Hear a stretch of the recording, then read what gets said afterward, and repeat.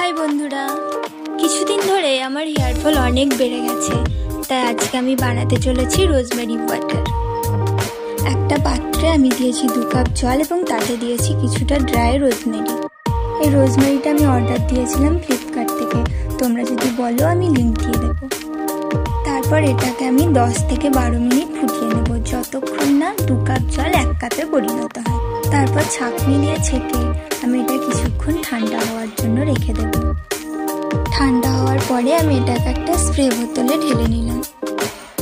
তারপর এটাকে স্ক্যাল্পে যে জায়গাগুলো ফাঁকা হয়ে গেছে সেই জায়গাগুলো ভালোভাবে অ্যাপ্লাই করতে হবে।